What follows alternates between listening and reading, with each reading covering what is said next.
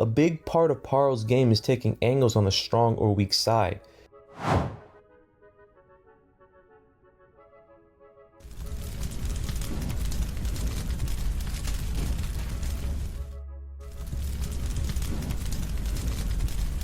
He'll step to angles after attacking to exit from punching range relatively safe,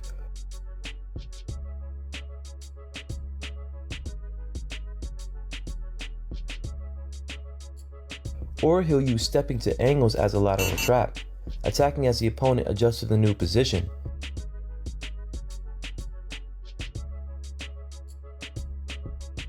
Richardson Hitchins has shown good fundamental footwork which can neutralize the tactic. He'll often step and pivot in or out accordingly, occupying the space his opponent just left, forcing a reset and equal positioning.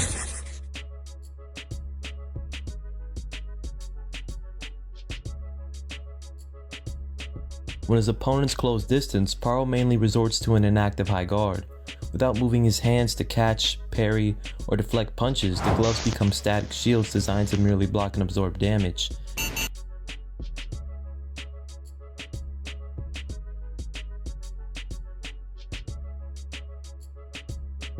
Hitchins has shown to probe and pierce through the guard with guard-splitting jabs and 1-2s to the head and body.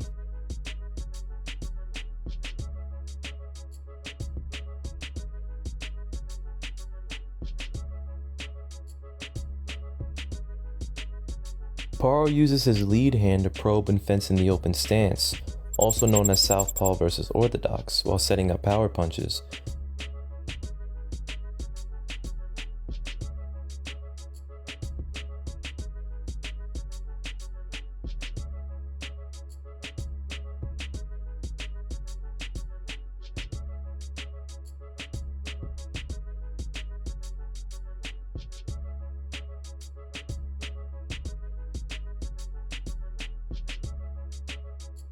Unfortunately, his opponent possesses a far more educated lead hand.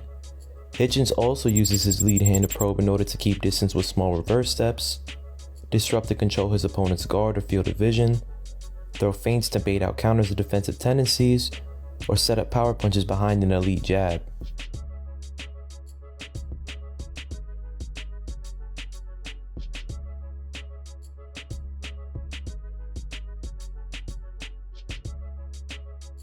Although he elects to fight more on the outside, Hitchins is capable of fighting well in the pocket. He effectively uses head control and pins to keep his opponent stationary and in compromising positions. He also uses frames to create space and safely attack.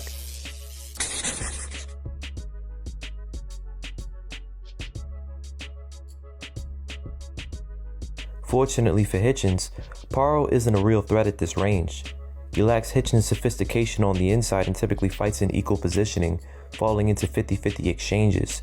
It's at this range where I can see Hitchins dominate and outclass Paro. Both fighters are good counterpunchers.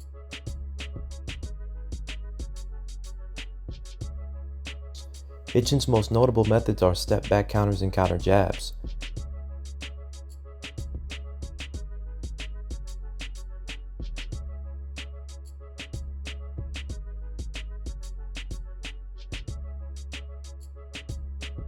When Paro throws his cross or 1-2, his lead hand almost always drops to his waist, leaving him susceptible to lead hooks. In addition, Paro tends to reach when throwing the backhand, becoming front foot heavy, off balance with forward momentum, and available for Hitchins' step back counters. However, Paro may pose an issue for Hitchins' counter jabs. Paro likes to use a throwaway jab to set up jab traps.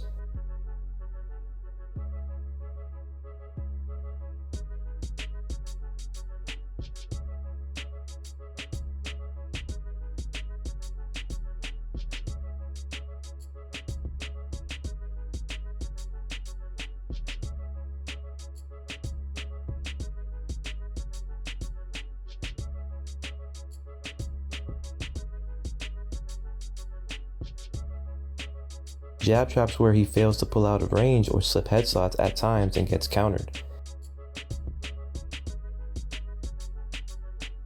When opponents close distance with punches on Paro, he He tends to stand his ground and duck to evade, and also let the aggressive opponent crash into him and smother his own work. Overusage of this tactic has caused opponents to adjust and stop penetration steps short, leaving Paro exposed at mid-range instead with his head in the predictable position.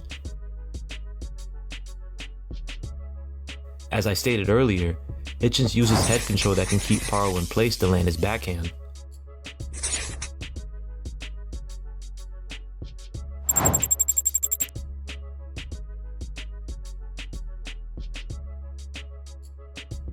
It's no secret in boxing that Hitchins is a heavily defensive-minded fighter.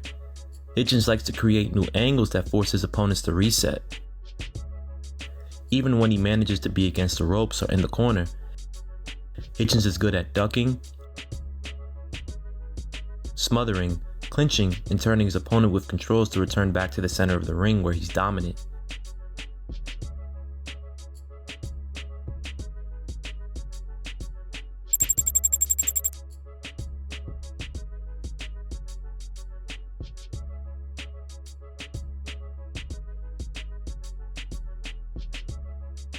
He also possesses elite reflexes.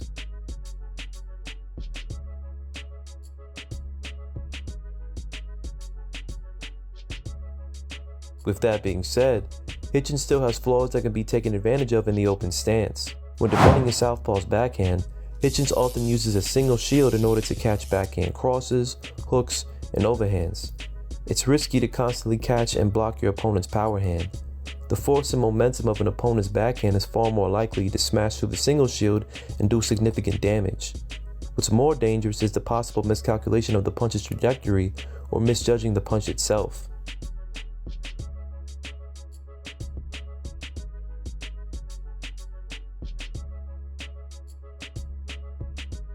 This has the makings to be a competitive chess match.